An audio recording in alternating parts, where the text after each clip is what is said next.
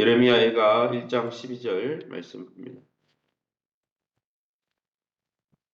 예레미야가 1장 12절 1143쪽입니다. 구약성경 1143쪽 예레미야가 1장 12절입니다.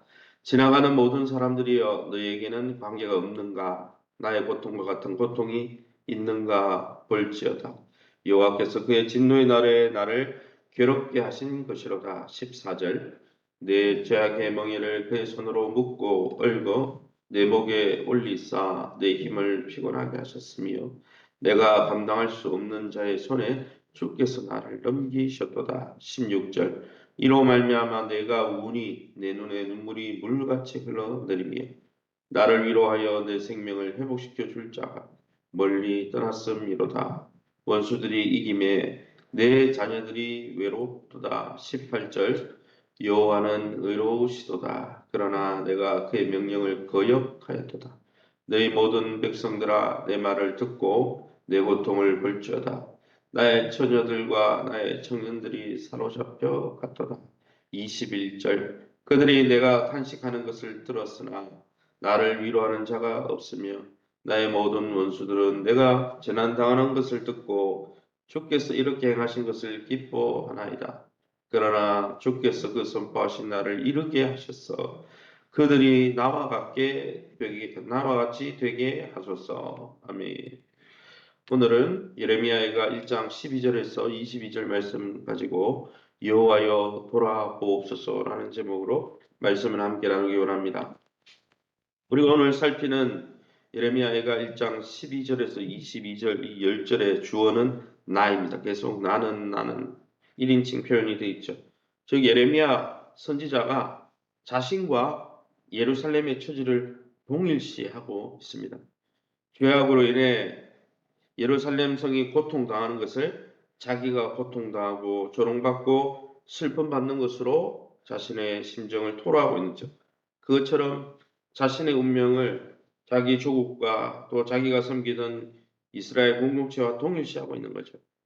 더불어 자신들의 원수들의 죄악도 우리의 죄악도 하나님이 공의롭게 심판하셔서 우리가 이런 징계를 당하는 것처럼 우리를 침범해서 무너뜨린 바벨론도 얼마나 죄악이 많았겠습니까?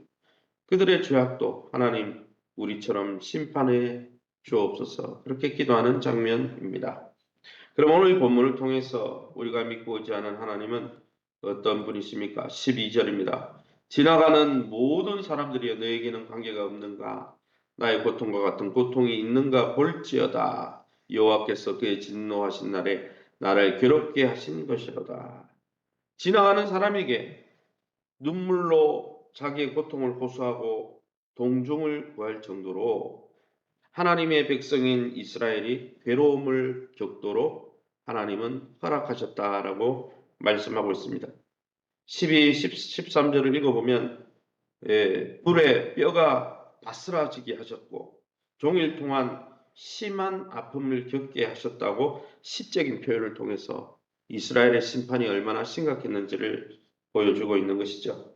이것은 선지자 예레미야를 통해서 이미 경고하신 그대로 심판이 이루어진 것이죠. 하나님은 원래 심판하기 원하지 않았습니다. 경고에서 돌아오면 하나님 주신 평강을 주려고 했는데 기다려도 돌아오지 않게 매를 드신 거죠. 그러기에 갈라디아 6장 7절 말씀처럼 하나님은 우리가 뿌린 대로 거두게 하시는 하나님이에요. 우리가 콩을 뿌렸는데 팥을 발할 수 없는 것처럼 우리가 악한 삶을 살고 있다면 하나님은 그 악에 대해서 반드시 갚으시고 징계하시는 것이죠. 그러기에 사랑하는 성도 여러분, 우리가 하나님의 백성답게 정말 살고 있는지 우리를 돌아봐야 되는 거예요. 우리가 종직이고 우리가 신앙의 연수가 몇 년이고 그게 중요한 게 아니죠. 하나님과의 관계가 어떤지가 중요한 거지. 14, 15절입니다. 14절에 내 죄악의 멍에를 그의 손으로 묶고 얽어 내 목에 올리사 내 힘을 피곤하게 하셨으며 내가 감당할 수 없는 자의 손에 주께서 나를 넘기셨도다. 14절과 15절을 읽어보면 하나님은 죄악의 멍에를 매게 하신 분입니다. 그 멍에를 빼내지 못하도록 오늘 성경에 보면 손으로 묶기까지 했다는 거예요. 손으로 뒤로 묶으면은 우리가 수압 취할 때도 마찬가지죠. 내가 피할 수가 없어요. 하나님은 이스라엘 백성이 하나님의 징계를 피하지 못하도록 손으로 묶어서 심판하셨다. 얼마나 처절한 심판입니까? 그런 상태에서 더 강한 자 바벨론에 붙이시고 예루살렘을 지켜줄 용사들을 버리시고 정한 때 성회를 모아 그 백성들이 살육을 당하도록 피를 흘리게 하셨다라고 15절에 말씀하고 있습니다. 엄청난 표현들이죠. 왜 이렇게 하나님의 백성인데 이들이 고난과 징계 가운데 있는 것입니까? 그들이 하나님을 떠나고 하나님을 없이 여기고 하나님의 상처를 주고 하나님 앞에 원수로 행했기 때문입니다. 여러분, 관계라는 것은 제가 계속 말씀드리지만 부모도 잘해야 되죠. 부모가 자녀를 극진히 사랑하죠.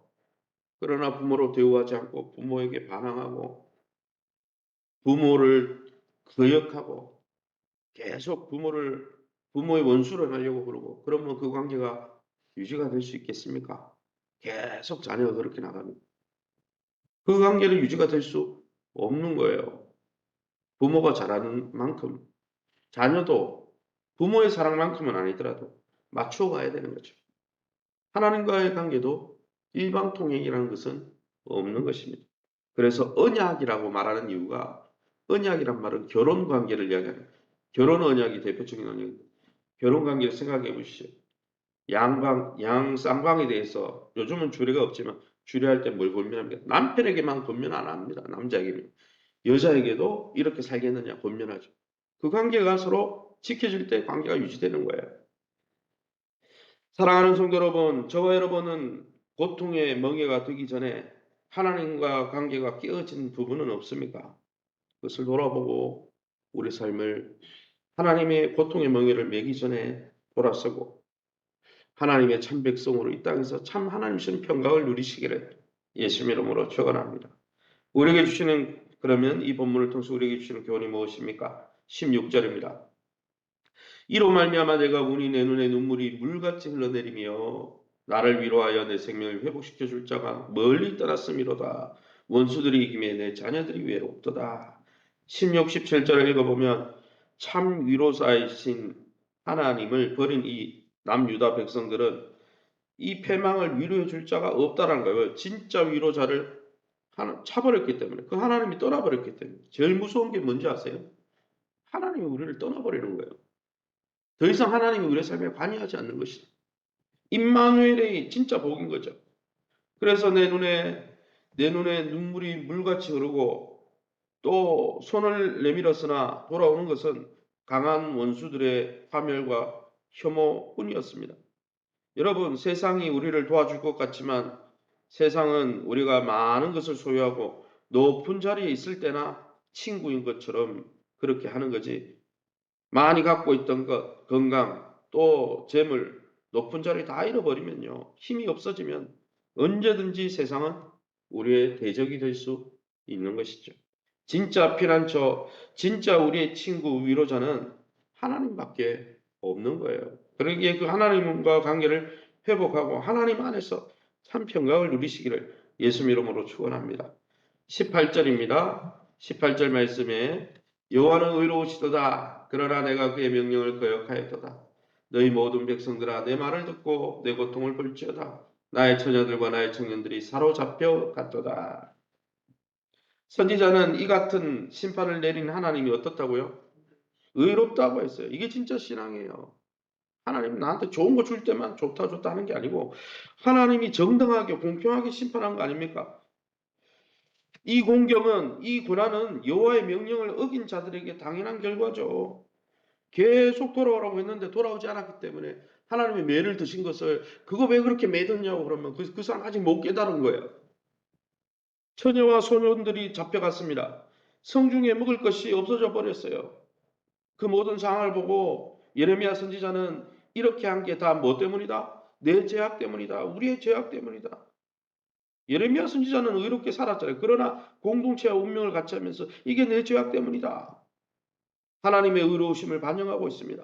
더욱이 선지자는 내가 범죄하였다고 함으로써 하나님 백성인 남유다 백성의 죄와 심판을 제3자의 입장에서 냉소적으로 아이고 잘됐다 잘됐다 내가 그렇게 말했는데 왜 그랬냐 이렇게 말하지 않고 자기 책임인 듯이 통감하고 있는 거죠.